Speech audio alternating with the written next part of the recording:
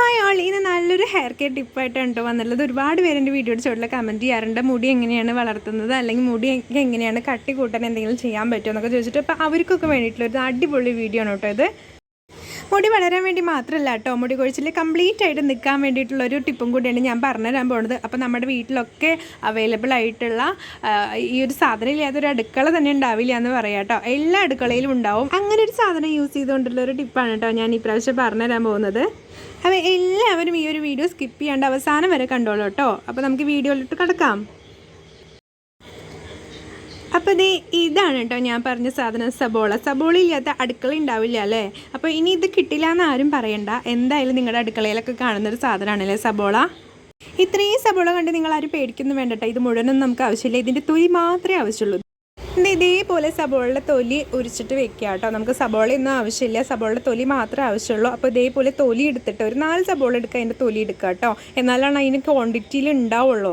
എന്നിട്ട് ഇതേപോലെ ഒരു പാത്രം എടുക്കുക, അതിൽ 2 ഗ്ലാസ് വെള്ളം എടുക്കുക. നമ്മുടെ ചായപാത്രമൊക്കെ ഇല്ലേ, അങ്ങനത്തെ പാത്രത്തിൽ 2 ഗ്ലാസ് വെള്ളം എടുത്തിട്ട് ചൂടാക്കുക കേട്ടോ. എന്നിട്ട് അതിലേക്ക് നമ്മുടെ സബോളയുടെ തൊലി ഉണ്ടല്ലോ അത് ഇട്ട് കൊടുക്കുക. ഇനി എന്ത് ചെയ്യണമെന്നറിയോ, ഇത് നല്ലപോലെ തിളപ്പിക്കണം കേട്ടോ. നല്ലപോലെ തിളപ്പിച്ചിട്ട് ഈ ഒരു 2 ഗ്ലാസ് വെള്ളം എന്ന് പറയുന്നത് 1 ഗ്ലാസ് വെള്ളമായിട്ട് മാറണം. അപ്പോൾ ഇതേപോലെ തിളയ്ക്കണം, നല്ല വെട്ടി തിളയ്ക്കണം കേട്ടോ. അപ്പോൾ നമ്മുടെ സബോളയുടെ തൊലിയത്തെ ആ കളറൊക്കെ നമ്മുടെ വെള്ളത്തിലേക്ക് ഇറങ്ങിയിട്ടുണ്ടാവും. ഇതേപോലെ റെഡ് കളർ ആവണം കേട്ടോ വെള്ളം. അതുപോലെ തന്നെ 2 ഗ്ലാസ് വെള്ളം എന്ന് പറയുന്നത് 1 ഗ്ലാസ് വെള്ളമായിട്ട് മാറണം.